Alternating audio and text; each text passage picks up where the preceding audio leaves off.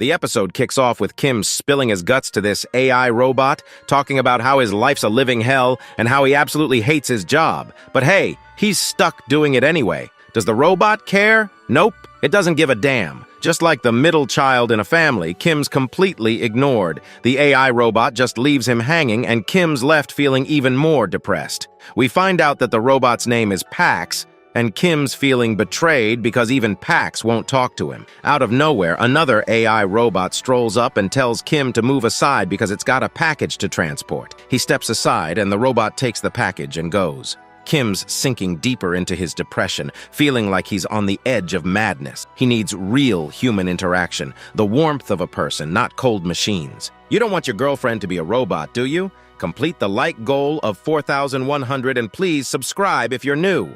I only need your like and subscribe to keep going. The scene zooms out and we see this massive Logitech warehouse with drones flying around and AI robots doing all the work, packaging, delivering, the whole 9 yards. And there's Kim, managing these machines, barking out orders. He glances up and thinks, man, I've really ended up in the wrong place. Then we get the backstory. It all started 2 months ago, right after Kim got discharged from the military. He was ecstatic about getting out, but that happiness didn't last long. His parents called him up and told him they'd moved to another city and left the old house behind. They paid for 6 months of rent on a place for Kim and basically told him, go live your life, make money, be successful. That was the day Kim's hellish life began. At first, Kim was loving it. No parents to nag him, 6 months of rent paid in advance, and a little nest egg from his savings. He figured he'd coast for a bit, maybe land a part-time job at a cafe, meet some girls, and just enjoy life. But the world wasn't that kind. Every cafe he walked into told him the same thing. Gotta have a year's experience, or gotta be really handsome, or better yet, gotta be a girl. Kim's dreams of chatting with girls at a cafe job crushed. So he started applying for other jobs, but one by one, the rejections piled up. 2 months later, his savings were drying up, and depression hit him hard. Feeling useless, Kim messaged his sisters, telling them he felt like the biggest loser in the world. And what did his sisters do? Made fun of him, of course. He's so lazy he's got them saved in his phone as Sister Hash 1 and Sister Hash 2. But Sister Hash 2 had an idea. She had a friend who could get him a job at the biggest delivery agency around. And that's how Kim ended up working at Amazonia. Kim's standing there, still looking up, thinking he can't believe this is his life now, delivering packages in a warehouse full of robots. His partner's a machine, and in return, he doesn't even get a decent conversation. Just as he's lost in thought, his manager walks up and Kim tenses up. The manager says they're out of tuna cans, but the AI system shows the storehouse is fully stocked. He tells Kim to go check the warehouse. Kim smiles on the outside, but inside, yeah, we all know how miserable he feels. But what else can he do? He heads to the warehouse and starts hunting for tuna cans. After a while, he finds them, climbs a ladder, grabs a box, and just as he's about to head down, bam! He hears a loud noise. Kim spins around and sees the 10-inch thick iron door slam shut. His heart sinks. He runs to the door, grabs the handle, and tries to yank it open, but no luck. In a panic, he calls his manager, but no answer. Now Kim's frustrated. He thinks about calling 911, but decides against it. Maybe it's just a technical glitch. He's not locked in a freezer or anything. It's not like he's going to run out of oxygen anytime soon.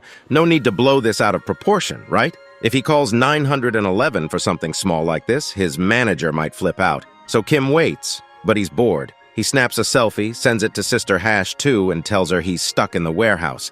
He figures he'll wait until evening, and if nobody shows up, then he'll call 911. She laughs, but then suddenly texts back, saying a building outside her place collapsed. Now Kim's stressed. He tries calling his sister, but she's not picking up. He's starting to get a bad feeling, and just as he's trying to process everything, the ground starts shaking and his phone falls to the floor. The warehouse alarm blares and an AI voice screams for all employees to evacuate immediately. Kim's heart is racing. He starts banging on the iron door, screaming, "I'm still in here! Open the door!" But nothing. 2 minutes pass and he gets no response. Desperate, he decides it's time to call 911, but when he grabs his phone, there's no signal. Kim's mind is racing. He's thinking, has the war started? Is the other country dropping bombs? He's trying to figure out what the hell's going on, but before he can, he hears a thud from outside the door. Kim freezes. His eyes go wide, something slamming against the 10-inch iron door, and it's bending like it's made of cardboard. Kim's hands start shaking. Whatever's on the other side of that door? It's not human. Seeing this, Kim gets real scared. His hands start shaking violently. At that moment, Kim realizes that whatever's happening is getting real scary. He hears the sound of a horn from outside. If Kim makes any noise, his death is certain. He stands still like a statue, frozen in place. Kim knows that whoever is on the other side of that door is not human. He starts sweating out of fear. Kim sits down on the floor, terrified. He's praying that whatever is happening will just end soon. Kim thinks this must be a nightmare. He tells himself, once I open my eyes, it'll all be over. But sadly, this isn't a dream. Kim falls asleep there, and when he wakes up, he's still in the same warehouse. It's packed with food and resources, so Kim grabs a box of tuna and starts eating it. Turns out it's been 3 days since Kim got trapped in that warehouse. No one's come to save him, and despite trying to call again and again, there's still no network. Kim realizes something big is going on outside, but he has no idea what. He's confused, wondering, is there a war going on? The alarm that was blaring loud for days has gone quiet since yesterday, so at least now Kim can sleep. But he's thinking, how long can I last here? His battery is about to die too. If he stays trapped, he's done for. Kim's just sitting there praying that his sister's mom and dad are safe. He hopes some soldier will come and rescue him. But then, out of nowhere, a notification pops up in front of his eyes. It says, "You have been chosen. Check your awakened ability." A holographic notification hovers in front of him, and another one soon follows. It says Kim's special ability is subspace, and that he can store any object in front of him inside this subspace, but he can only use it once. Seeing this, Kim smiles, a little crazy, and says, "Finally, I've lost my mind." After being alone for months and now trapped for 3 days, it feels like Kim has finally gone mad. He can't even tell the difference between fantasy and reality anymore, but with a smile, he thinks, hey, lasting 3 days in this situation is impressive. If he's really gone mad, might as well act like it, right? Kim sees it says he can store anything in his subspace, so he says, I want to store this entire logistics warehouse. The system confirms, and when Kim says yes, the entire warehouse disappears.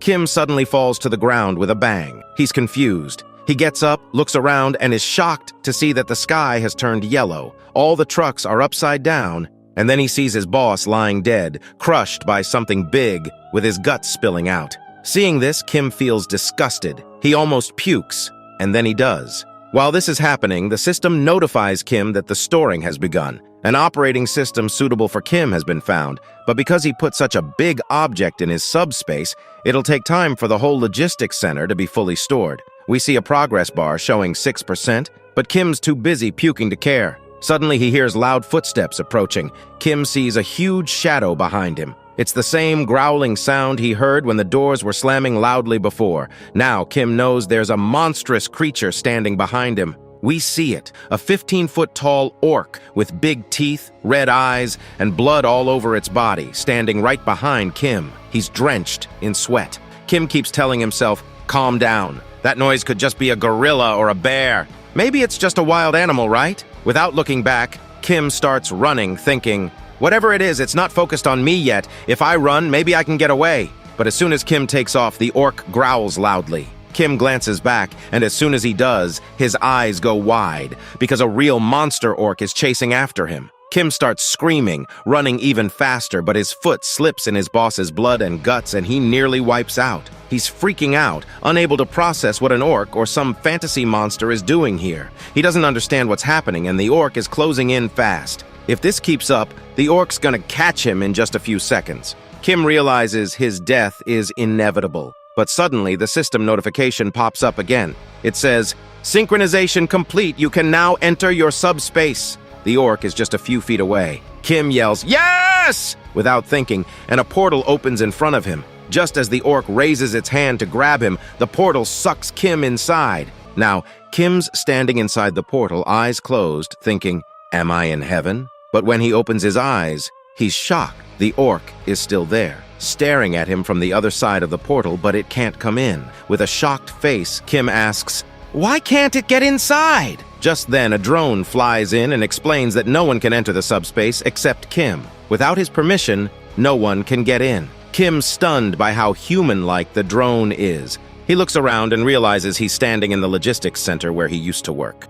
Damn! Kim just unlocked Amazon. Domain expansion. Kim was confused and amazed.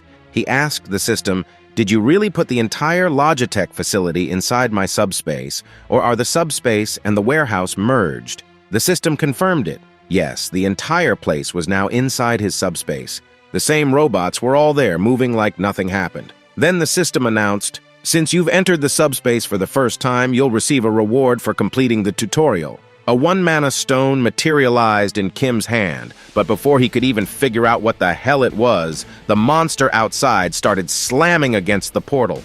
The noise startled him, and for a moment Kim almost forgot he was being chased by a fucking monster. The orc growled, drooling, staring at Kim with bloodlust. It couldn't wait to tear him apart. Panicking, Kim frantically shouted, "Are you sure the monsters can't get in?"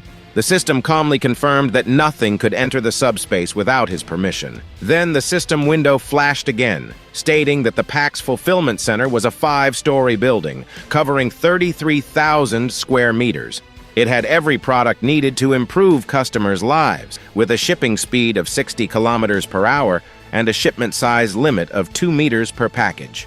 Kim blinked, just as clueless as we are, and muttered, "What the hell does shipping speed even mean at 60 kilometers per hour?" But before he could make sense of it, the system further confused him, revealing there were only 2 minutes left until maintenance. "Wait, what?" Kim asked, confused and a bit worried. "Is the whole logistics center gonna shut down after 2 minutes?" The drone confirmed this, but added that he could use the mana stone to supply energy and keep the facility running. Since Kim had just 1 mana stone, it would power the entire place for the next 24 hours. Kim was blown away by the efficiency of the stone, but the drone quickly explained that when the PAX Fulfillment Center was stored inside the subspace, the energy system had been modified to fit its new environment. "So this whole facility runs on mana stones?" Kim asked, skeptical. "Is this real or is this just some sci-fi bullshit?" Before the drone could respond, the lights suddenly went out and the drone started flashing warning signals. The PAX system chimed in, explaining that the energy supply to the facility had been cut off, and if it wasn't restored soon, PAX Fresh products would start rotting. PAX Fresh was responsible for storing and delivering everything from fresh vegetables to meat, all kept in frozen and refrigerated conditions. Kim glanced back at the monster, glaring at him through the portal, and realized that the outside world was basically a war zone. In this situation, food was crucial for survival. With the freezers and refrigerators losing power, it was a huge problem. "Is the mana stone really a substitute for electricity?" Kim asked, not entirely convinced. The drone confirmed it, so Kim asked the next obvious question. "How do I get more mana stones?" The drone replied in a matter-of-fact tone, "You can obtain mana stones from beings of another world." Well, that wasn't exactly comforting. Our boy Kim was not thrilled at the idea of fighting some muscle-bound monster that could rip him apart like paper. "Use the mana stone for now," Kim sighed, giving in, and then he bolted into the facility to grab some weapons. Once inside, he picked up a handful of weapons, and the system flashed the price for each. He started worrying about running out of supplies if he just threw everything at the monster. Plus, he wasn't even sure if these blades could penetrate the monster's thick skin, so he came up with a plan. He'd focus on wounding the monster gradually. Since the orc couldn't enter the subspace, Kim didn't need to take it down in one go. He just had to injure it, save his resources, and avoid running out of weapons too soon. With all his strength, Kim threw an axe at the monster. It grazed its skin, and the orc roared, now even angrier. Seeing the monster getting even more rage-filled, Kim started to panic, but he kept going. He threw 13 more heavy axes, but nothing happened. Not a single dent on the beast. His plan wasn't working, and he realized he was running low on weapons. Desperate, he asked Pax how many axes were left in stock. While Pax was busy gathering the info, Kim thought to himself, should I throw a bowling ball? Maybe he should aim for the dangling flesh on the orc. Yeah, that might do some damage. But then Pax shocked Kim with the response. There are 15 more heavy axes remaining. Wait, what? Kim said, baffled. He had just counted. There were only 15, and he'd already used 14. That meant there should only be one left. He quickly asked for the location of these extra axes. Once Kim reaches the storage area, he's shocked to see 15 axes scattered all over the floor. He questions why there are 15 axes when there should only be one. Pax explains in its calm, robotic tone that this is one of Kim's abilities. He can duplicate any item inside his subspace, except mana stones. This revelation hits hard. If what Pax says is true, then Kim has access to infinite stocks of weapons. The system confirms it, leaving Kim relieved. He doesn't need to worry about running out of weapons ever again. He could just toss axes at the monster all day long without depleting his stock. Feeling a bit cocky, Kim jokes to Pax, saying, "At this rate, my shoulder's gonna give out before this thing dies." Pax, ever the helpful system, suggests something interesting. Why don't you try the automatic shipment system? Pax explains that Kim can ship one object every 30 seconds, and if he wants to reduce the shipment time, he can upgrade his subspace level using mana stones. Kim's like, "Wait, what? Ship an axe to the orc? How?" Pax calmly responds, "All you have to do is think about the axe, then shout, 'Ship.'" Kim's like, "All right, let's give it a shot." He thinks about the axe, yells, "Ship," and before he even knows what's happening, the axe rockets through the portal like a bullet, landing right in the middle of the orc's face, killing it instantly. Kim stands there, stunned, his eyes wide open. He's just unlocked Amazonia Prime service on beast mode. Finally, he understands what that 60-kilometer-per-hour shipment speed was all about. Pax then reveals that Kim can adjust the speed, maxing out at 60 kilometers per hour. To go beyond that, he'll need to enhance his skills. Naturally, Kim asks, "How do I level up these skills?" The system explains that he can do so using mana stones. At this point, Kim remembers the monster he just killed and realizes he's going to have to fight more of these creatures if he wants to advance. He doesn't waste time. He grabs some gear from the facility, starting with some lightweight combat boots for around 50,000 Korean won and tactical combat pants for about 78,000 Korean won. He also snags a detailed map of the Seoul metropolitan area and a permanent marker. With his map in hand, Kim circles the Gwangju district and marks the neighboring districts, setting a plan to work his way toward his final destination, Ijeongbu, where he hopes to find his parents.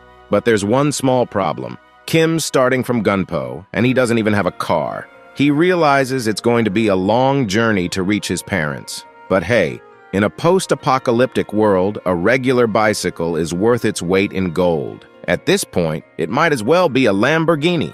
He hops on the bike and starts pedaling through the desolate landscape, determined to survive and find his family.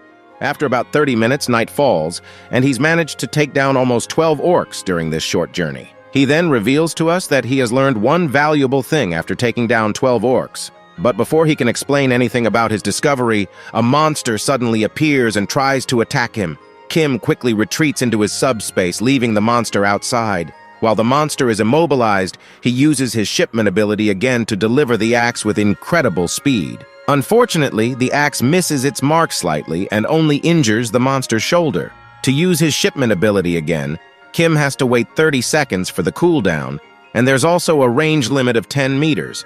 Despite these downsides, he's learned that his skills are pretty amazing and can be improved by gathering mana stones and upgrading them. Besides shipment, Pax's ability has other applications, and we will figure out soon what that is. Suddenly, the monster notices movement behind him, and when he turns around, he sees the axe flying back into the portal, and then it comes back, hitting him in the face again, sealing his fate on the spot. This is actually the second application of Pax's shipment ability, which is also known as product retrieval. It automatically brings back dispatched items, which is just as convenient as the shipment ability. Kim uses his retrieval ability once more to get the mana stone from the monster. He's kind of curious why he can't simply retrieve the mana stone like this without killing the monster. He then asks Pax the same question and learns that he can only use the retrieve skill on the stone because it belongs to him only after he kills the monster. Nevertheless, Kim steps out of his subspace and reveals to us another piece of crucial information he had learned about this apocalyptic world.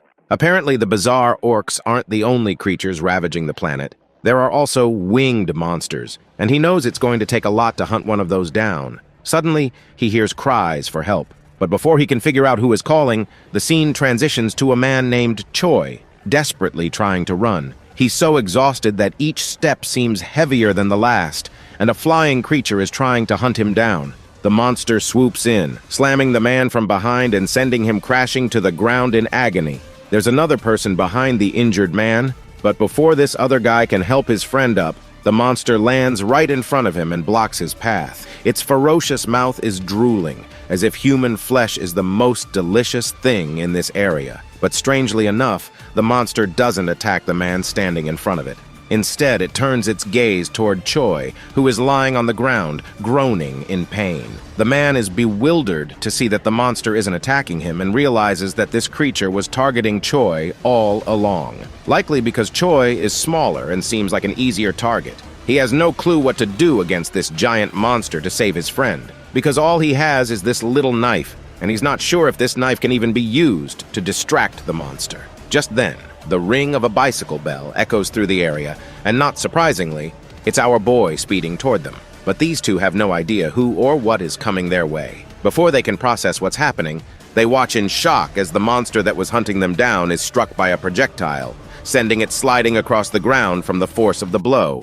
The monster was knocked down by a single throw of an axe, leaving both of the men struggling to process what they had just seen. Kim quickly checks if they are all right, but they are still in awe, their jaws hanging open as they try to grasp how someone on a bicycle managed to defeat a flying wyvern with just an axe. The two of them quickly ask Kim if he is a soldier, and they begin bowing their heads in respect, grateful for saving their lives. Kim, glad that they are safe, answers their question by pointing to his uniform. He explains that he is an employee of Payex FC, and they can see he is wearing the company's uniform. This revelation shocks them even more. They had assumed he was a seasoned soldier given his impressive skills and appearance. Even if he wasn't a soldier, his abilities are so extraordinary that if they hadn't seen it with their own eyes, they'd never have believed that someone could take down a wyvern with a simple axe throw while riding a bicycle. Kim is surprised to learn that these people are familiar with the concept of abilities. One of them quickly agrees, mentioning that he has an awakened ability himself, though it's just a modest driving ability. Given the circumstances, he hasn't had a proper chance to use it. The other Choi begins to laugh and admits he feels a bit envious because he hasn't awakened any ability himself. Kim then asks if there are any other people around. Choi confirms that there are not, explaining that they are in Block C, which has a logistics center. A lot of people gathered here, but unfortunately, monsters did too. Most of the people were attacked, killed, or eaten alive. Only around 10 to 15 survivors are left, and they are relatively isolated in Block E's underground terminal. He further explains that they were looking for a road that vehicles could use, and they also wanted to gather some daily necessities. But suddenly, they were attacked by the monster. The other person then suggests that instead of talking here, Kim should join them. He's welcome to come with them to their living quarters on the 4th floor of the basement. They assure him that the monsters never attacked that area, so they can sleep comfortably there. They even offer him some light snacks. Kim considers the offer, eyeing the opportunity to gather some info on the vehicles they mentioned earlier. He's desperate for any leads on how to get a functioning ride. After a moment of hesitation, he decides to accept the invitation, even though he's still unsure if he should trust them fully. As they begin to walk away, the camera pans back to the dead monster lying on the ground. That's when our boy, Kim, quickly retrieves the mana stone from inside the beast, tucking it into his subspace. He feels a surge of relief, knowing that these guys have no idea about his ability. And since Kim isn't exactly a benevolent god, he knows he's got a backup plan. If anything goes south, he can escape into his subspace without a second thought. A while later, they finally reach the basement. As they walk in, Kim's eyes widen in shock. He sees a man who looks like he's just taken down an orc all by himself. Kim's heart skips a beat. This guy is no joke. The atmosphere inside the basement is tense, and Kim starts to realize just how dangerous this place really is.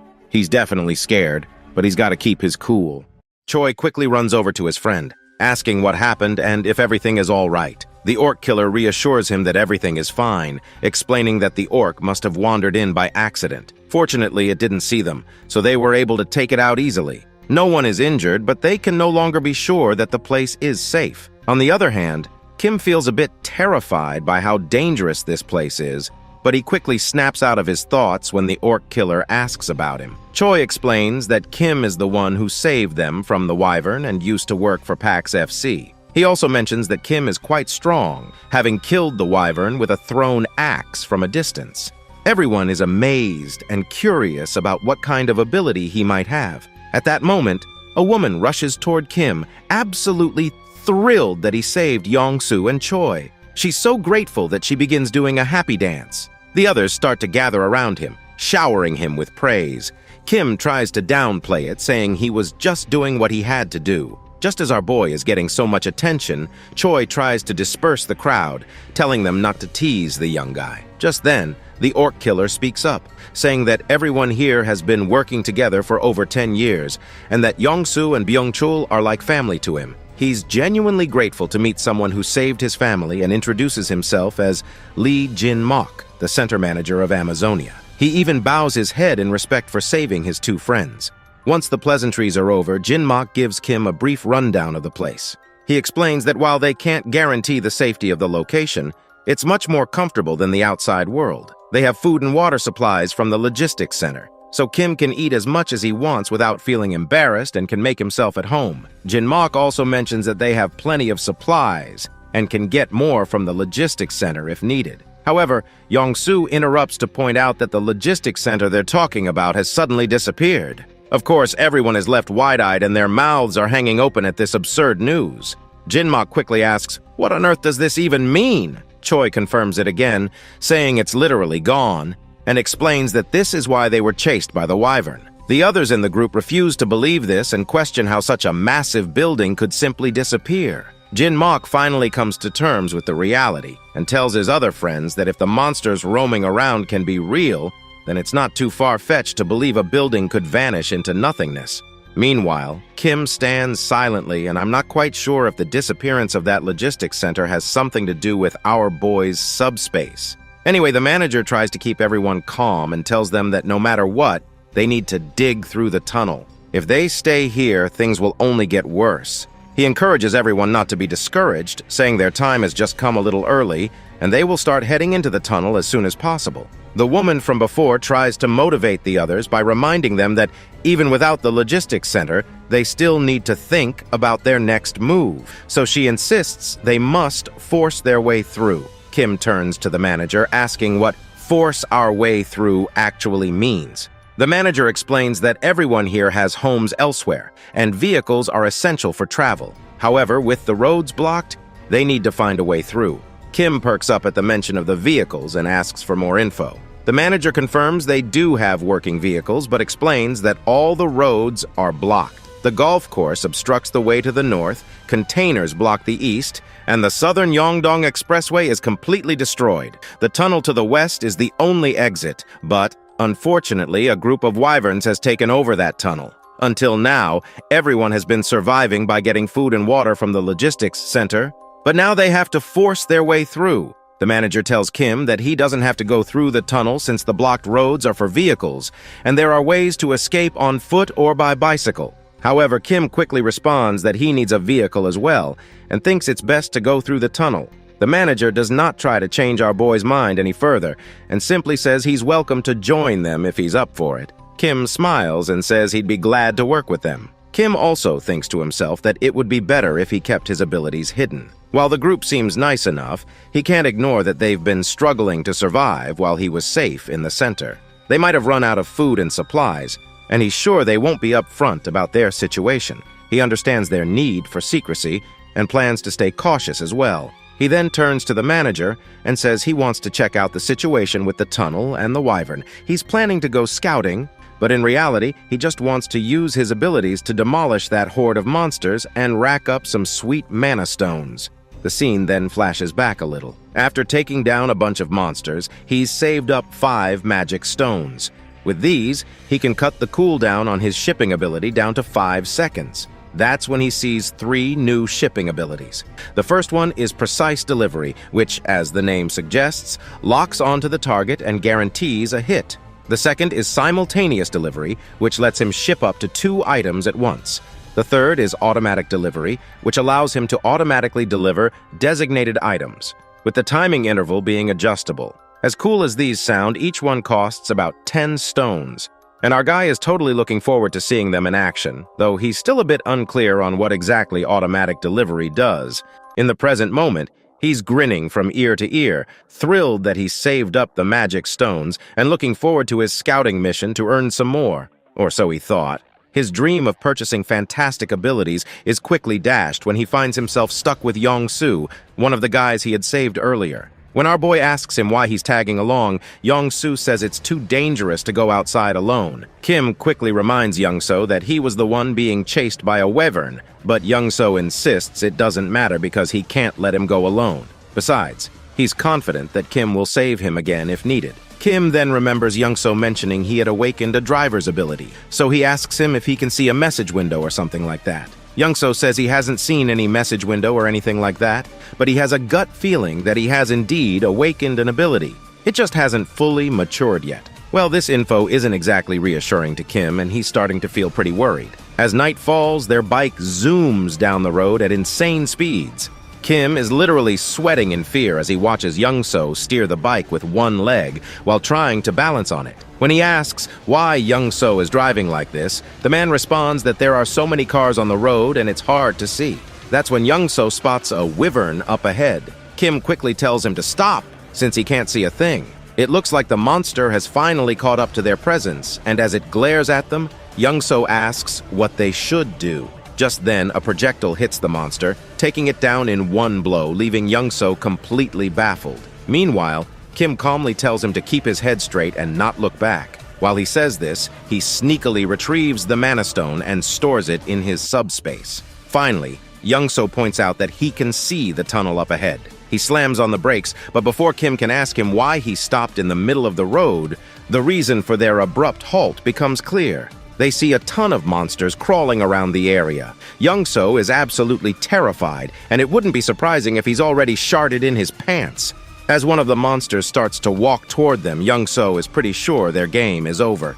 Even with the electric bikes, there's no way they can outrun this many wyverns. Just as Young-soo braces himself for the worst, Kim decides he has no choice but to use his subspace ability. He quickly calls up his system, dumps his mana stones to cut down the cooldown from 30 seconds to only 5 seconds. Young-soo, confused, asks what the heck he's doing, but Kim doesn't bother to explain. Meanwhile, the monster lets out a deafening roar, and every monster in the vicinity starts closing in from all directions. Just in the nick of time, Kim shouts, "Ship!"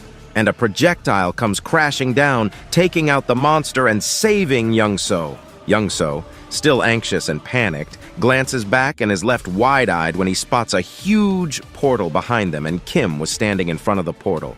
Then we see Kim upgrading his subspace 6 times, reducing the cooldown time of shipment to just 5 seconds. Pax explains that if Kim wants to reduce the shipment time even more, he'll have to upgrade his subspace level further using mana stones. On the other hand, after taking down the monster, Kim quickly grabs the mana stones from it and tells Young-soo to stick close, because that's the only way he can keep him safe. Young-soo, still clueless about what's going on, nods and follows, though he's wondering why there's a whole logistics center behind them. Just then, more monsters show up, trying to attack Young-soo, but with Kim's Amazonia Prime service in full swing, he takes out a wyvern in one shot. But it ain't over. More wyverns show up, and this time, they're gunning for Young-soo. Thinking fast, Kim opens his subspace in front of Young-soo, acting like a shield, saving him from the attack. The monsters don't back down, though. They brutally slam into the subspace barrier, but Young-soo, caught off guard, stumbles back and falls to the ground.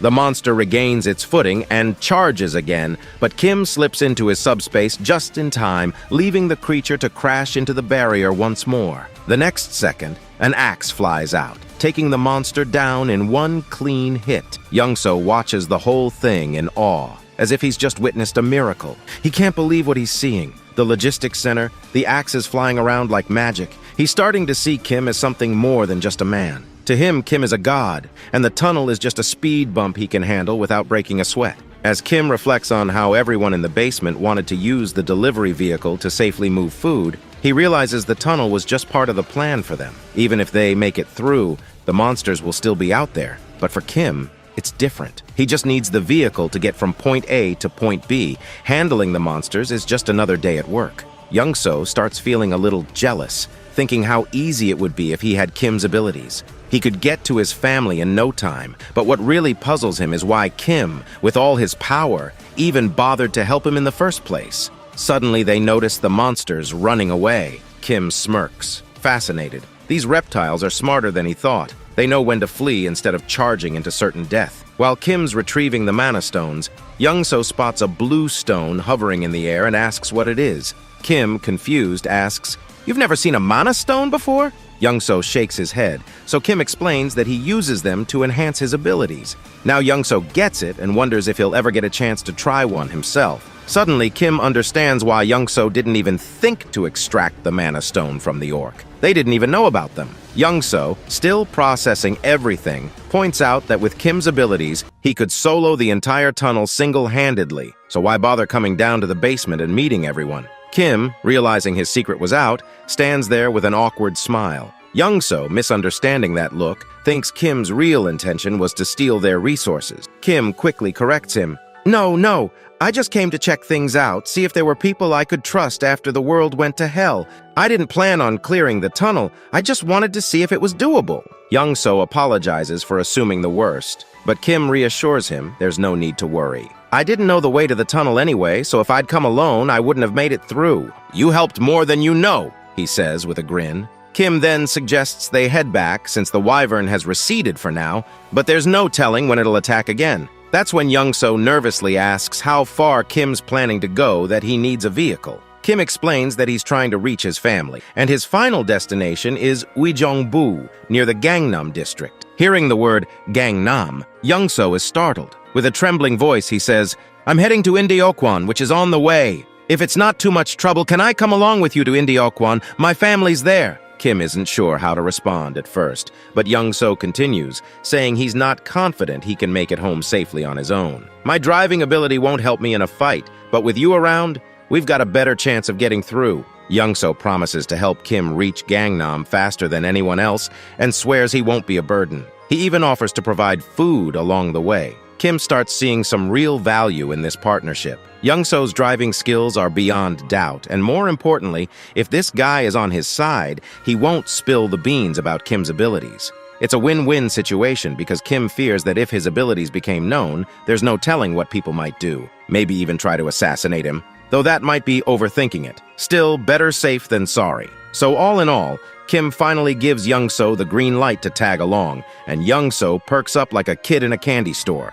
Kim then tells him he'll handle the tunnel and makes it clear that Youngso should keep his abilities a secret. He even asks him to make sure everyone else stays out of his way. Youngso eagerly agrees, promising to ensure that everyone cooperates. He's super positive about it, ready to do his part. But things don't go as Kim hoped, because that foolish guy went ahead and told everyone that Kim would be able to break through the tunnel on his own, using his awakened abilities. All they need to do is wait outside until he's done, and then they can move forward. Kim is left wide-eyed and clueless, seeing that Youngso just spilled the beans on what was supposed to be a secret. The others are astonished by this news and are eager to see how Kim is going to pull it off. Youngso, on the other hand, is more than happy to explain, while Kim curses his rotten luck, realizing he's now in a tough spot. In the end, Kim steps up and says that by tomorrow morning, he'll have the tunnel cleared for everyone to leave. In his mind, helping them is the best plan he has, considering they still have food supplies,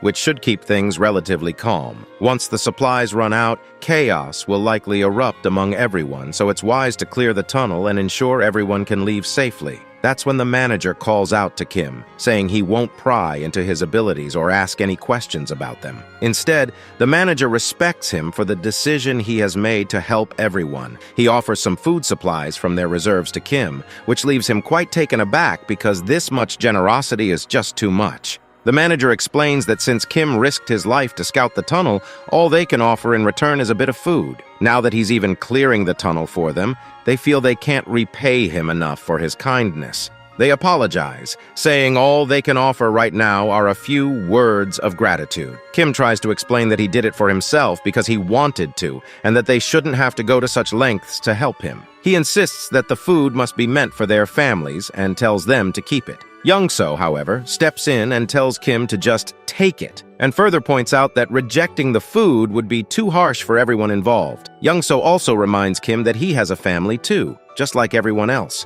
At that moment, Kim sees how excited everyone is to reunite with their families, and it makes him feel a pang of sadness because he doesn't want to let them down. As everyone enjoys their time together, the next day arrives. When they finally reach the tunnel entrance, Kim tells everyone to stay back. He then starts pedaling his bike into the tunnel, determined to clear it out and come back. As he gets closer to the tunnel, he begins to spot the monsters. But before we see him battling them, the scene flashes back to his childhood. We see young Kim with a sore eye from a fight with his sister. He complains about it to his father, which leads to another argument with his sister, and they eventually start beating the shit out of each other in front of their father. That's when his father points out how close they seem to be. His father reflects that he was an only child, so he always envied the bond between siblings. He tells them that they have no idea how envious he is of their relationship. And even though they may argue now, they'll soon realize how truly precious family is.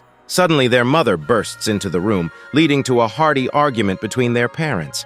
It's at this moment that Kim feels the warmth of family. The scene then transitions to the previous night, where Kim is recalling all these moments with his family after seeing how everyone is overjoyed at the prospect of finally reuniting with their families. Knowing that Kim would clear the path for them, they spent the entire night like that, basking in the warmth of anticipation. When midnight strikes and everyone falls asleep, Young-so wakes up to use the bathroom. Noticing that Kim is missing, he heads outside and asks the patrolling guards about him. They report that Kim said he was going out for some fresh air a while ago. He then walks further and looks around and finally spots Kim. He quickly asks why Kim can't just sleep, and Kim replies that he can't sleep here. Just as Young-so looks ahead, he is absolutely boggled out of his mind to see that the entire vehicle is filled to the brim with food and supplies. Young-so finds this ridiculous and quickly asks why Kim is giving away so much stuff. Kim just casually mentions that he only loaded about half to avoid making the vehicle too heavy,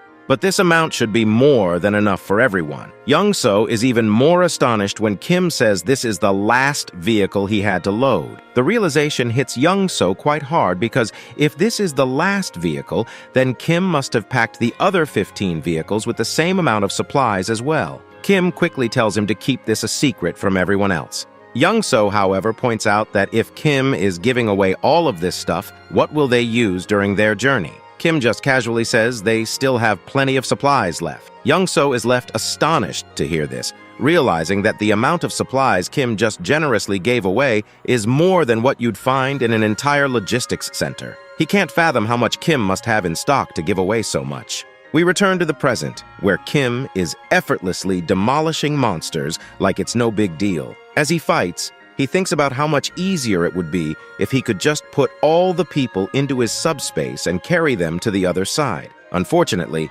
his system states that with the current subspace level, it's not possible. But if he achieves subspace level 2, he could accommodate up to 20 people. To reach that level, he'd need to gather at least 100 mana stones. Kim quickly does a mental tally and notes that there are at most about 40 monsters, with a few running away. Given the numbers, leveling up here isn't feasible. He still needs to think of another way to level up, because he eventually wants to put his own family into the subspace. Suddenly, Kim notices something unusual among the fleeing monsters. A closer look reveals a jacked-up version of a wyvern, and I can tell this is some kind of boss-level monster. Even Kim isn't sure what he's dealing with. We finally cut back to the outside, where everyone is anxiously waiting for Kim to come out. Some are starting to worry if he's okay inside that tunnel. Then, they finally spot him emerging from the tunnel, effortlessly pedaling his bicycle like he's just out for a casual ride. His uniform is smeared in blood, and the group looks on anxiously. But they soon breathe a sigh of relief when they see a smile spreading across our boy's face. They burst into a joyful dance, celebrating the successful completion of their mission. Looks like it's finally time for everyone to part ways and reunite with their loved ones. They express their gratitude to the manager for sticking with them until the very end, hoping he gets home safely as well. Kim hints that if they run into any trouble, they should try opening the cargo hold, as he has prepared a little gift that might be helpful. Everyone is intrigued and curious about the gift, but they eventually get into their respective cargo trucks and start making their way through the traffic. Once they cross the tunnel, they wave their goodbyes one last time and head down their separate road. We then see Kim sitting in the passenger seat, still preoccupied with the monster he saw in the tunnel. He's unsure if it was actually a wyvern, as it fled so quickly he didn't get a good look. He starts wondering if the wyvern he spotted was a leader, or maybe just an adult version of these monsters. But his thoughts are cut off by a weird crunching noise coming from under the truck. When we look near the tires, we see the trucks have run over some dead bodies, and the driver's face is full of sadness from hearing the bones breaking. Even Kim can see the regret on his friend's face, but they got no choice but to keep moving. With bodies and wrecks everywhere, there's no clear path, and it's a mess no matter where they turn. He thinks to himself that if his discharge had been delayed by just 3 months, he might have been one of those dead soldiers. The whole situation is worse than they thought, with monsters still munching on the corpses. Suddenly, Young-so calls out to him, which snaps our boy out of his thoughts. Once he looks ahead, they see the road is blocked up ahead. Young-so points out that the barbed wire looks like it was set up by the military to block something, and they'll have to take another route. He mentions there should be another bridge they can cross. But that's when Kim spots something at the end of the blocked bridge. As we take a closer look, we notice a new type of monster we've never seen before. Now it finally makes sense what the military was trying to block. While Young-so is panicking and considering turning the car around, our boy sees this as an opportunity to level up his subspace. He then notices a narrow sidewalk on the road, perfectly blocked on both sides. He quickly tells Young-so not to turn the car around and asks if he can pass the vehicle through that sidewalk. Kim explains that he's come up with a good plan to get through this situation without having to turn back, and he's thrilled about pushing the truck through a literal pedestrian sidewalk. Young-so is shocked by such a suicidal choice, especially when an orc appears in front, scattering the mutant hounds. The monsters don't seem to be friendly with each other at all. Even though the orc has the advantage in size and strength, the mutated dogs are simply more numerous. The poor orc doesn't stand a chance against such a hungry pack, and their hollow mouths don't stop them from tearing flesh. Kim and Young-so can only watch the blood and flesh flying in every direction. Poor Young-so is really scared, and even though he knows Kim's abilities, he's doubting the sanity of going straight through. Just to be sure, he asks what Kim meant, and if he really plans to cross this bridge. Kim is confident more than his frightened friend realizes. While Young-so tries to gain courage, Kim asks him a strange question. Ever heard of a game where 3 races wage war against each other? It's called Stark, a space strategy game. But Young-so, being much older, has no idea about this game. Kim decides to explain. In the game, players could play on customizable maps and change settings however they wanted. One of Kim's favorite maps involved fending off swarms of monsters with limited units and using terrain to their advantage. And to Kim, this current situation feels just like that map. Of course, Young-so doesn't know why he's being told all this, but his understanding isn't necessary. All he has to do is follow what Kim tells him. First, Young-so has to turn the car around and back up to the barbed wire barrier. Naturally, tearing down the barbed wire makes a ton of noise, attracting the attention of the monster hounds that are busy feasting. Now, it's Kim's turn to get down to business. He activates his system and resorts to the last skill he wasn't even planning to use, but now's the perfect time. He unlocks the auto ship skill by spending 10 magic stones. He immediately asks Pax to use all his remaining magic stones to increase the shipping speed. Pax did so without delay, and now the shipping speed had increased to 100 kilometers per hour. Now that everything was ready, Kim could invite the mutant hounds that had been eating the orc to come at him. After a hearty lunch, it's playtime. The unsuspecting dogs rushed forward, but they didn't make it in time. The double-door refrigerator quickly demolished them completely. As you can see, this game was not fun for the hounds. It didn't end with the first refrigerator. More and more came after it. In just a few seconds, Kim received 12 magic stones, and he was very happy about it. The reinforced shipping range and delivery had been improved while he was still clearing the tunnel. Kim might be throwing axes instead of refrigerators now, and together with the recently improved precision delivery, it could be quite effective. But while using precision delivery last time, Kim found out that this skill doesn't track the target all the way. Instead, precision delivery only slightly corrects the direction according to the movement of the target. This could be a big problem against these hounds, which are not just fast, but incredibly quick. Even an axe, flying at 100 kilometers per hour, can be dodged by these hounds when attacked from afar. Moreover, these creatures are so fearless that they won't stop, even if one of their kind dies right next to them. Considering the current situation, where the delivery interval is 2.5 seconds, axes won't be enough to hold off their onslaught. But the refrigerator, thanks to its size, is perfectly suited to destroy several targets in a single shipment. Not only is the fridge wide, but it's also heavy enough to take down hounds with just a graze. On top of that, The automatic delivery he had just improved proved to be very convenient. Kim didn't even need to watch the battlefield. The system automatically destroyed any approaching threats. For now, our hero could just rest and relax. The hounds didn't give up, despite not even getting close to Kim. All they could do was howl with rage and keep trying. Let's be honest, though, against the flying refrigerators, they didn't stand a chance. As the battle continued, Young-So had the carelessness to look back. He nearly lost his jaw in surprise when he realized what he saw. He thought Kim could only throw axes, but here were refrigerators that were beyond his imagination. Okay, one flying refrigerator was something he could still picture, but a new one every 2 seconds was unbelievable. Plus, why would the logistics center have so many refrigerators in stock? Young-So began to wonder if the stock being retrieved was coming out as new products. Even if axes are indeed retrieved and reused by Kim's system, how it could work with refrigerators was unclear to him. Young-So just couldn't believe it and froze in place. He didn't even notice when Kim came back to him and asked if he wanted something to eat. Young-So finally realized what was going on and asked a question to make sure. He wondered if it was possible that Kim's supply was infinite. Kim was a bit surprised by the question. He thought Young-So had figured it out a long time ago, but he was wrong. All this time, Young-So had thought Kim was collecting axes after using them to recharge them, and couldn't even imagine that he actually had an infinite supply. In fact, Kim did indeed collect the axes after use with the system, but only so that they wouldn't lie on the road and accidentally injure someone. Hearing this didn't make Young-So feel any better. He still couldn't believe that items could be infinite. When he came to his senses a little,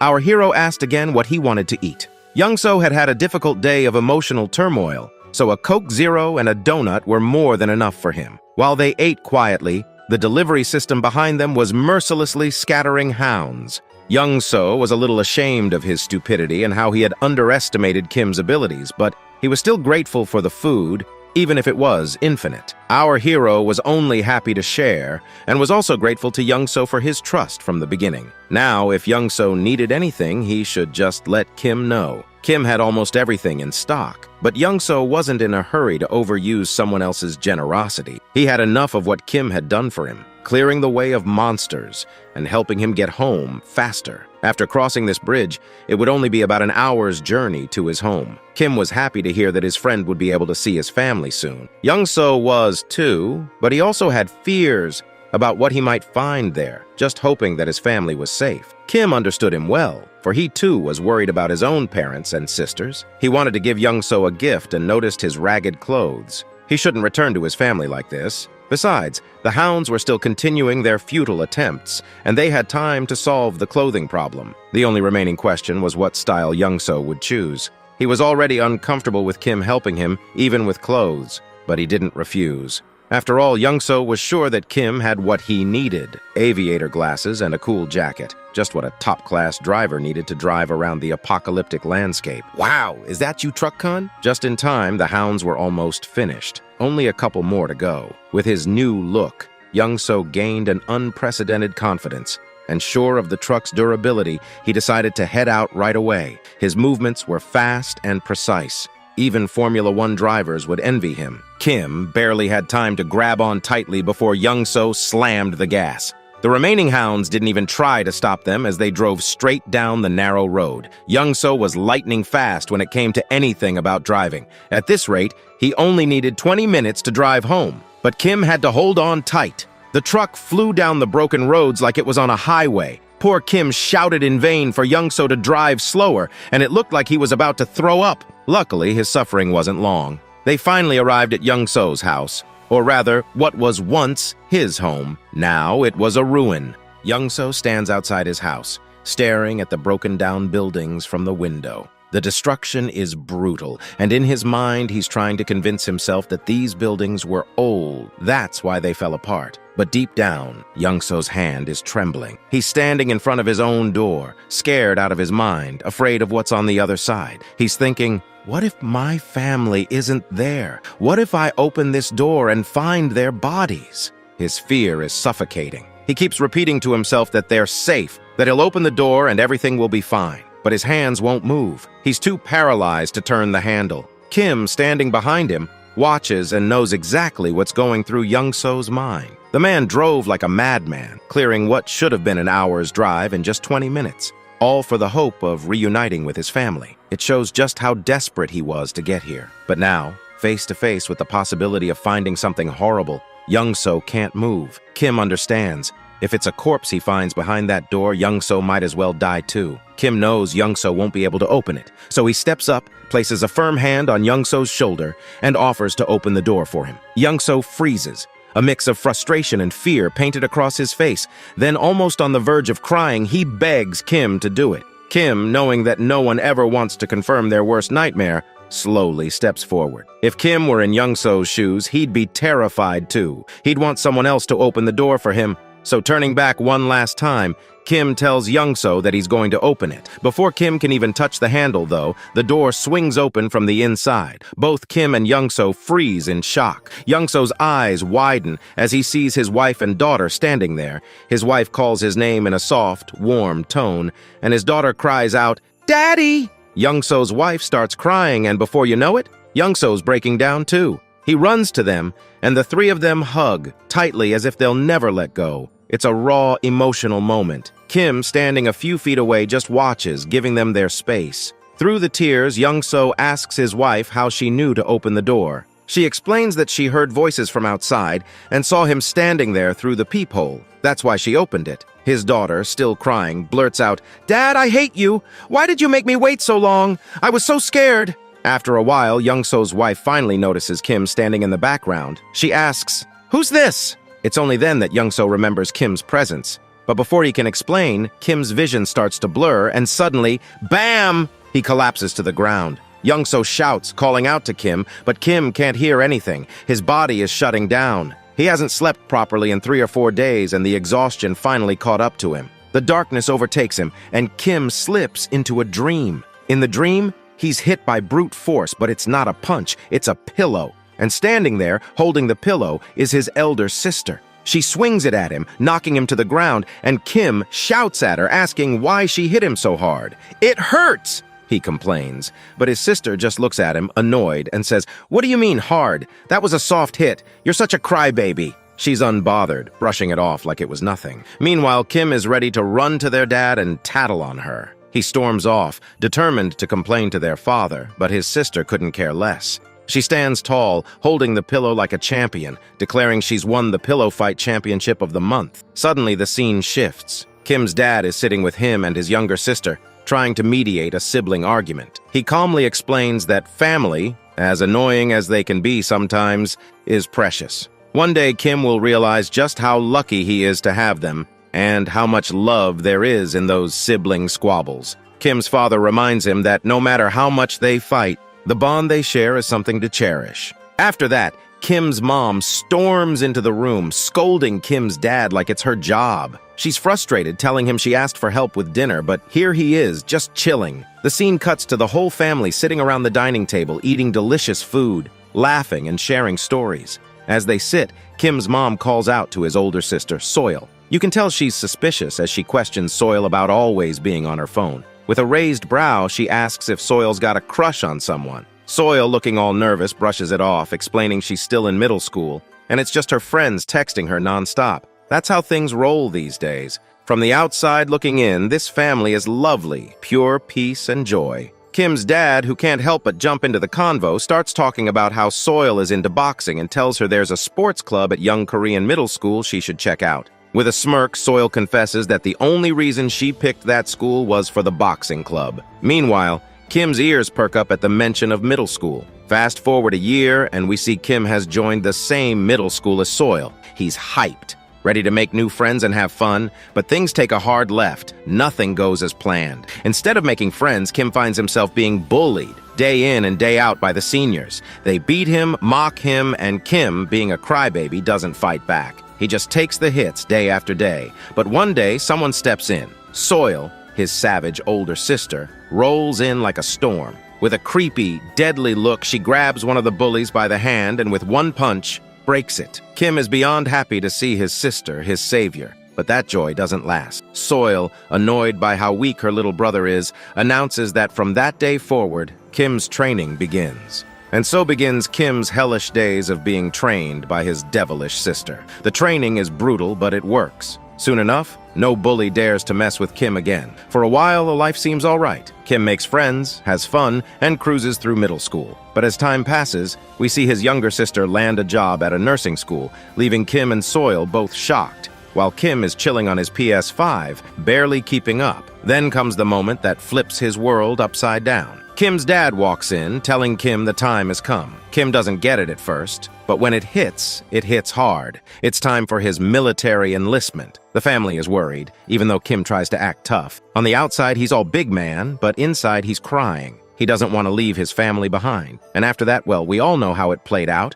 Then slowly, Kim's eyes flicker open. He's confused, a bit scared. He's lying in a bed, unsure of where he is. He remembers being unconscious, standing outside Young-so's door, meeting his family. But everything after that, blank. He has no memory. His mind races. Has Young-so betrayed him? Instinct kicks in and Kim opens his portal, pulling out a heavy axe, gripping it tight. Then, out of nowhere, a warm, polite voice interrupts his thoughts. Kim turns, startled. He sees Young-so's wife and his daughter sitting at the table eating. They glance at him, confused as hell. Kim finally snapped back to reality, blinking and looking around, realizing he was in Young-so's house. He turned his head and noticed Young-so, completely knocked out, sleeping peacefully. Then it hit him. He had straight up passed out outside the door. Young-so's wife had said he collapsed and had been out cold ever since. Man, he must have been more exhausted than he thought. Kim glanced down at the heavy axe in his hand, and for a second, he couldn't even remember why he was holding it. What was he thinking? He quickly stashed it back into his portal, making sure no one saw it, especially Young-so's wife. She didn't need to know about that. He asked how long he'd been sleeping, and she mentioned it had only been a few hours. Then, without warning, the mood shifted. Young-so's wife, with that soft, warm smile, started thanking him, telling him how grateful she was for everything he did. Kim could feel the weight of her words. How he helped Young-so, saved his life, and brought him back home safely. The gratitude in her eyes, the way she bowed her head, it made him a little uncomfortable. Kim wasn't used to this. He felt a bit awkward, nervous even, and he just wanted to brush it off like it was no big deal. He thought about how Young-so had helped him, too. It wasn't like he did everything alone. But then, just as Kim was about to push it aside, Young-so woke up. Still groggy but determined, he jumped in to back up his wife, insisting that Kim had done more. Young-so made it sound like driving Kim here was nothing compared to how Kim had saved him over and over again. To Young-so, Kim was a straight-up lifesaver. Even if Young-so hadn't been there, he figured Kim would have made it here on his own. But then Young-so's wife switched gears, saying they all had to be hungry. And with that, the vibe shifted once again. Kim's stomach growled, and he realized he hadn't eaten in what felt like forever. She mentioned that Young-so had refused to eat without him, waiting until Kim was up. Kim couldn't help but smile. Young-so, with that goofy grin, was all about eating together. So, with a warm chuckle, they both decided it was time to dig in. And then, bam! The scene cut to the kimchi stew in front of Kim. The moment his eyes landed on it, his mouth started watering. The smell alone brought back memories of his mom. He could feel his heart tighten, but in a good way, a bittersweet kind of way. The food wasn't fancy. Young-so's wife even admitted she didn't have much to work with, but to Kim, it didn't matter. This was his favorite. Nothing felt more luxurious than kimchi stew, especially after everything he'd been through. The first bite? Heavenly. The moment that stew hit his tongue, it was like fireworks going off in his head. Every single cell in his body felt alive again. The flavor, the heat, it was almost too good to be true.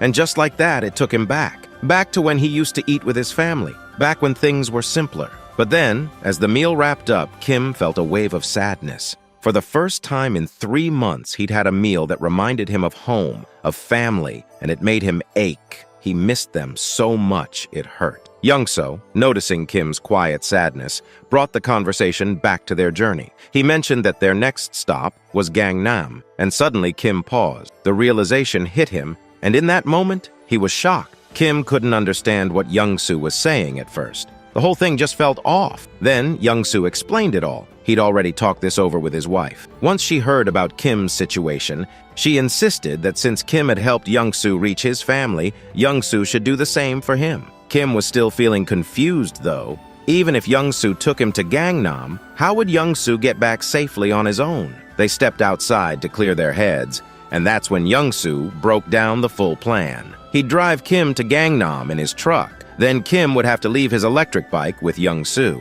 Once they got to Gangnam, Young-soo would use the bike to make his way back home. Hearing this, Kim finally started to calm down, but the whole thing still didn't sit right with him. Why was Young-soo going out of his way to help him? Sure, Young-soo was a god-level driver, and with the bike, he'd be able to dodge most monsters, but the guy didn't have any combat skills. If a big monster, like a viper, came after him, it would be game over, and it made no sense. Young-soo had a truck full of resources. His family was safe. Why risk it all just to help Kim? Something wasn't adding up. So Kim finally decided to ask the question that had been bugging him. Why was Young-soo putting his life on the line for him? Young-soo smiled warmly, like he knew Kim was going to ask that. Then he dropped the real reason. Why did Kim help him first? Kim didn't want anything in return, didn't ask for favors. He just helped. If Kim hadn't been there, Young-soo would have died in that tunnel. So now, Young-soo wanted to repay the favor because they were in the same boat. Kim might have an awakened ability, but that didn't mean life wasn't still tough for him.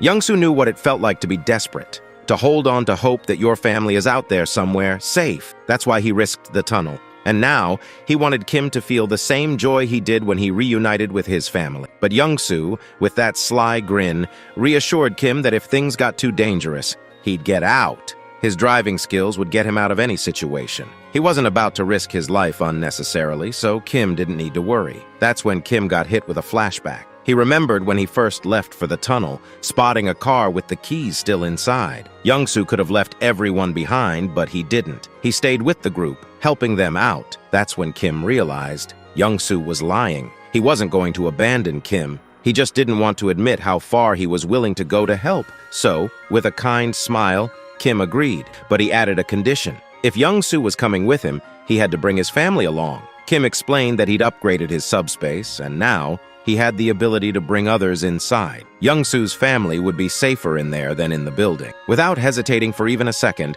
Young-soo threw on his gangster sunglasses and grinned like a boss, ready to drive that truck with his god-tier skill. Meanwhile, Kim had already upgraded his subspace to level 2, using 16 of his 116 mana stones. Now he could fit up to 20 people inside. The system told him it would take 6 mana stones a day to maintain it now, but that didn't faze him. The system asked if Kim wanted to allow external presence in the portal, and he said yes. Moments later, Young-soo, his wife, and his daughter entered the subspace. The look on their faces said it all. They were speechless. The Logitech Center was massive, stocked with endless resources. Kim called out to Pax, introducing him to Young-soo's family, and Young-soo told them that if they needed anything, Pax would handle it. Everything was infinite. They could use whatever they wanted without hesitation. Kim's wife looked absolutely shocked.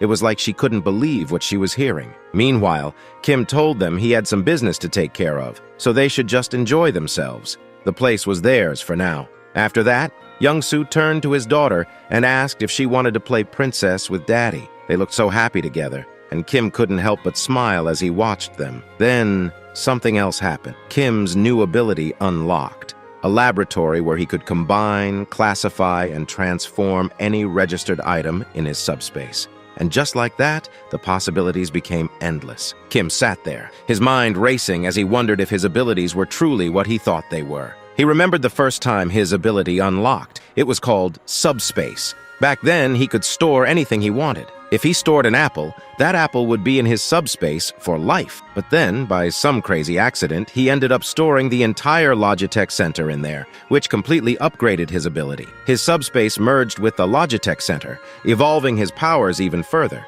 Now, no one could enter his subspace except for him. But that wasn't the wildest part. The Pax AI from the Logitech Center, yeah, that merged with his system too. Now, those cold mechanical AIs had developed human-like emotions, and just when he thought it couldn't get crazier, the mechanisms from the Logitech Center, like shipment, evolved. Now he could launch items at 100 kilometers per hour. Subspace alone was insane, but with the addition of Pax AI, it was a whole new level of madness. Kim hadn't expected his ability to upgrade this much, but after reaching level 2, the game had changed. Kim now had another wild option. He could put anything in his subspace one more time. That revelation shocked him. The idea that he could store anything, that he had a personal lab where he could combine and create new items, was mind-boggling. At this point, it was like playing Minecraft IRL. He couldn't help but wonder what would happen if his subspace hit level 3 or 4. What kind of crazy powers would unlock then? But thinking about it wasn't going to get him anywhere. He didn't have enough mana stones to level up just yet.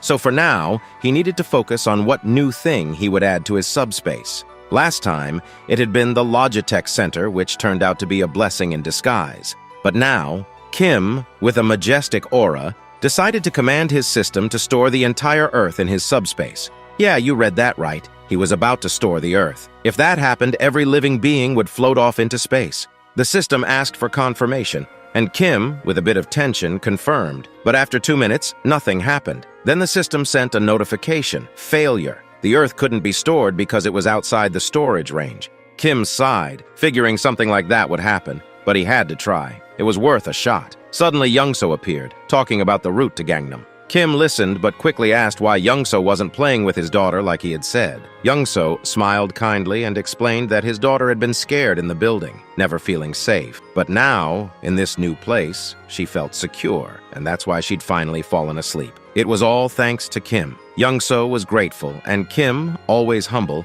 reminded him that Youngso had helped him just as much. If it hadn't been for Youngso's driving skills, Kim wouldn't have made it this far. They were even in his mind. But Youngso, with a serious tone, said he'd do whatever he could to help Kim. The scene shifted, and there they were. Youngso, driving his truck in God mode, rocking his gangster glasses. Kim was tense, feeling like the air had gotten heavier. Something was off, and he could feel it. Youngso, smiling, casually said that driving was the only thing he was good at, and he was confident no one could drive faster than him. He told Kim to buckle up, because things were about to get wild. Kim knew exactly what was coming and started crying inside. And then it happened. Youngso hit the gas, and the truck blasted off like a rocket. In no time, they had covered a huge distance, but everywhere they looked, there was nothing but destruction. The land was torn apart, and buildings were in ruins. While Youngso kept his cool, smiling, Kim looked like a zombie. His face was pale, dried up from the stress. Youngso mentioned they'd be at their destination soon, but just as they were closing in, they saw the road was blocked. Military barricades, complete with spike strips, were laid out. Kim realized something wasn't right. These weren't normal barricades. As they looked closer, a military jeep approached, but the people inside didn't look like soldiers. Kim tensed up, serious now. Those men, they weren't military, they were coming for trouble. Kim knew if they tried to escape, they'd be gunned down. Youngso asked, tense, what they should do. Kim opened his portal and told Youngso to get in. He'd handle the rest. Without hesitation, Youngso slipped into the portal, and Kim prepared to face whatever came next. Kim stood by the truck, eyeing the 3 guys stepping up with guns in hand. They strutted up like they owned the place, barking orders. One of them, all muscle and no brains, had the nerve to tell Kim to get out of the truck. Kim, barely holding back a smirk, just stared them down with a deadly glare. Without a word, he stepped out. They popped open the back of the truck and were shocked to see it packed with food. Their eyes lit up, like they hit the jackpot. They turned to Kim, asking if all that food was his. Kim, calm as ever, just nodded. But the musclehead stepped up, flexing his authority, and said that this food wasn't Kim's anymore. It was theirs now. Kim knew these clowns weren't military, not even close. These jokers were just after his resources. Musclehead, trying to look tough, asked Kim where he got all this stuff from. Kim, deciding to play dumb, acted like a clueless delivery boy and said he worked at the Logitech Center. They weren't buying it and demanded to know where the center was. Kim explained in the most casual tone that even if he told them, they wouldn't make it there. The roads were blocked, and monsters were all over the place. He had barely made it himself, just trying to survive. Musclehead wasn't impressed. He shot Kim a deadly stare, asking how much more loot was left at the center. Kim, playing along, said the food in the truck was just a fraction of what was stored there. One of the other guys checked his watch, muttering that it was almost time. Kim was confused. What were they rushing for? Before he could figure it out, bam! Musclehead punched him straight in the gut. Kim hit the ground hard. Wind knocked out of him. Before he could even catch his breath, the ugly fatso behind them slapped a cloth over Kim's face, knocking him out cold. Next thing, Kim woke up in a dim room, tied to a chair. His vision was still blurry, but he saw Ugly Fatso sitting in front of him on some wannabe commander's throne. A body lay on the ground nearby, blood pooling around it. Clearly a dead soldier. Kim quickly put it together. These thugs had taken over the military base. Ugly Fatso started talking, explaining how they'd killed off the military and made themselves the new bosses around here. Turns out they'd been fighting Vibrants, flying monsters that came every day at 6 p.m. sharp. The military had tried to fight them off with guns, but nothing worked. So they recruited people like Ugly Fatso and his crew. But when the military couldn't keep up, Fatso and his gang just wiped them out. Now, Ugly Fatso was the self-proclaimed commander. He made it clear to Kim that he hadn't killed him yet only because he needed him. Kim's job? To go back to the Logitech Center with some of Fatso's guys and raid it for resources. If Kim succeeded, maybe, just maybe, Fatso would let him join their gang and protect him. Kim had heard enough. Annoyed didn't even begin to cover it. He was beyond done with these clowns. He stood there, pissed, thinking about what to do next. Then it hit him. This military base would make the perfect addition to his subspace. Without a second thought, he ordered Pax to store the entire Joint Commander Communication Headquarters into his subspace. Fatso didn't even realize what was happening. He sat there, confused, as the entire military base around him disappeared. 1 minute it was there, the next it was gone. Poof! Fatso was left sitting on his chair, out in the middle of nowhere, completely clueless. By the time Ugly Fatso figured out what had happened, it was too late. Kim had already disappeared into his portal, leaving Fatso sitting there with nothing but his chair in the middle of the deserted wasteland. At least Kim was nice enough to leave him something to sit on. Write the next part in the comments and don't forget to like and subscribe. Goodbye!